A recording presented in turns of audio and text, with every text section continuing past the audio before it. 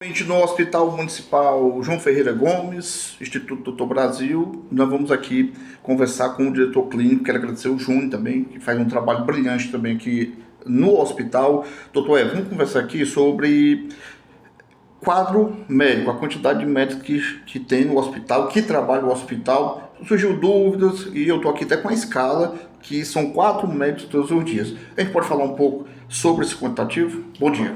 Bom dia, Jorge. Bom dia a todos que estão acompanhando o Blog Papo Reto. A nossa escala médica ela é uma escala fixa, ela é uma escala que não pode mudar legalmente, juridicamente, pelas bases do CREMEC, é uma escala que ela não pode ser alterada. Então, se eu tenho um dimensionamento de 4 médicos durante o dia e 3 médicos durante a noite, essa escala ela é fixa durante o mês inteiro. A gente tem aqui a escala, que inclusive é uma escala que está pública, ela está aqui no mural do hospital, qualquer pessoa pode vir, pode realmente confirmar essa escala. E a gente tem um médico 24 horas para a sala vermelha, que é o nosso médico-chefe de equipe, para ficar livre e disponível para os atendimentos de urgência. Nós temos 2 médicos 24 horas para pronto atendimento, que são os médicos que ficam no consultório, e nós temos um médico 12 horas para os pacientes internados que vão acompanhar os internamentos clínicos, cirúrgicos, obstétricos e pediátricos. Vocês podem ter uma dúvida, cheguei em um determinado horário no hospital e só tinha um médico no consultório. É que o médico do pronto atendimento, ele é um médico rotativo, ele não fica só no consultório. Se chega um paciente acidentado que cortou a perna, o médico tem que ir para a sala de procedimento fazer uma sutura. Se chega um paciente com abscesso, o médico tem que ir para a sala de procedimento fazer uma drenagem. Se chega uma gestante em trabalho de parto, o médico tem que descer para avaliar e ter a conduta com essa gestante. Então, nós temos essa escala fixa e, realmente, em alguns momentos do dia, dependendo da demanda, o médico tem que sair do consultório para atender um paciente que precisa de um procedimento, que precisa de um toque, que precisa de um exame, e isso é super comum em todas as unidades. Doutor Everton, classificação de risco, se não me engano são 4. O hospital também ele segue esse protocolo, né? Isso é válido ressaltar também que o atendimento na unidade hospitalar ela é feita por ordem de gravidade e não por ordem de chegada. Então pode haver uma dúvida, um questionamento de que eu cheguei, 3 pessoas chegaram depois de mim e foram atendidas primeiro, justamente porque a gente tem um sistema de classificação do Ministério da Saúde que classifica os pacientes como vermelho, amarelo, verde e azul, certo? Então, o paciente verde, ele vai ter um atendimento um pouquinho mais lento do que o paciente amarelo e vermelho, já que o atendimento vermelho oferece risco imediato à vida e o atendimento amarelo oferece riscos que podem evoluir para condições ameaçadoras de vida. Então, a gente sempre orienta que o atendimento não é por ordem de chegada, é por ordem de gravidade. Doutor Everton, outra coisa, horários de pico. Eu estou aqui nesse momento, é quase meio-dia, até um horário de almoço, você está trabalhando, a gente parou um pouco para gravar, horários de pico. Nesse momento tem poucas pessoas, mas não quer dizer que daqui a 1 hora e meia não vai lotar, né? Existem esses horários de pico, né? Exatamente, a unidade ela tem horários que a gente costuma ver pelos nossos indicadores que a gente tem uma elevação da procura de atendimentos. São horários que a gente vê filas para fazer ficha, a gente vê filas para triagem, a gente vê filas para o atendimento e geralmente eles estão ali entre 2 períodos específicos dos dias, né? O período de 8 a 10 da manhã, que é o período de maior procura, né? Isso também tem a ver com os transportes da zona rural que chegam aqui pela manhã. E o período noturno, né, que é o período que compreende entre 6 às 9 e 10 horas da noite, também é um período de maior procura na unidade hospitalar. Então, aos pacientes que puderem vir em outros horários, a gente vai receber vocês, a gente vai conseguir fazer esse atendimento um pouco mais rápido.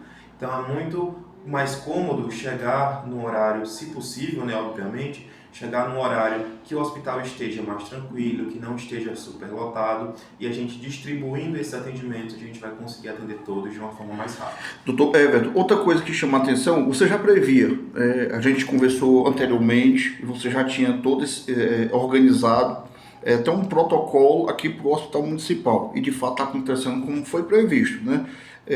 Questão de gripes, e o que é que chama a atenção é de fato com crianças, né? Esse protocolo continua aqui no hospital? Continua. Esse plano de contingência ele foi finalizado em dezembro do ano passado, Certo. porque era realmente algo que a gente previa que iria acontecer e a gente já estava trabalhando sobre isso, né? É tanto que a gente teve essa sobrecarga de quantidade de atendimentos, mas em nenhum momento faltou medicação, em nenhum momento faltou profissionais, porque a gente já estava trabalhando em aumentar a nossa capacidade de resposta.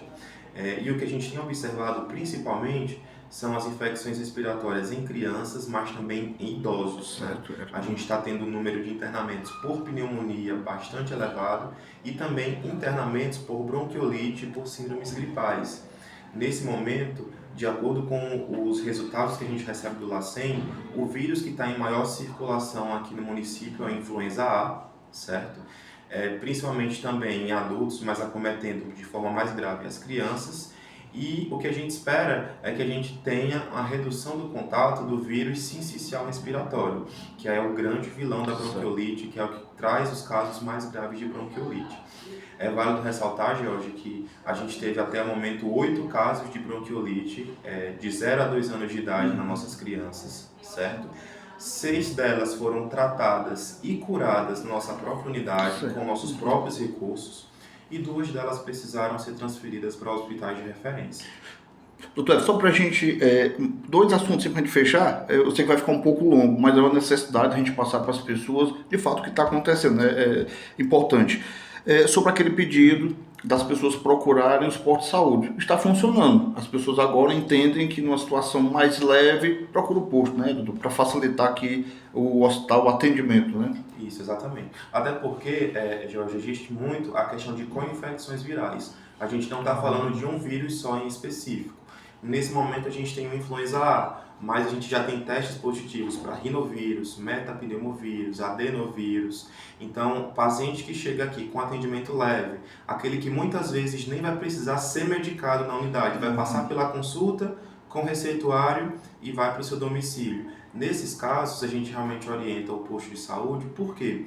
Porque esse paciente ele chega com infecção viral, está na sala de espera ali com outros pacientes doentes, contrai outros vírus, tem co-infecções e isso pode até atrapalhar esse processo de recuperação. Então, realmente, nos casos mais leves, em que não for preciso tomar medicação, que não for preciso ficar em observação, em que não for necessário fazer exames, a gente orienta, como o fluxo do próprio Ministério, as unidades básicas, para que o hospital fique disponível realmente para aqueles casos em que a gente precisa dar um suporte maior e que esse suporte ele não seja retardado por causa das superlotações. E só para fechar aquele recado, lugar de criança, não é na rua, não é de bebês principalmente, não é na igreja, e isso vai ficar marcado como aquela dica tão importante, né, doutor? Isso, exatamente. A gente sabe que um local que tem muita circulação de pessoas, a gente tem muita circulação de vírus. Então, local de criança nesse momento é na proteção de casa, com seus pais, evitar visitas, principalmente aquelas visitas com sintomas gripais. Se for uma visita muito próxima, ter o cuidado de usar máscara, de higienizar as mãos antes de ter o contato com os bebês. Principalmente bebês prematuros, a gente tem que redobrar esses cuidados porque são um público de risco muito grande para a bronquiolite e realmente evitar supermercados, centro da cidade, lojas, igrejas, guardar e proteger os nossos bebês para que a gente possa passar por essa fase com segurança e com saúde.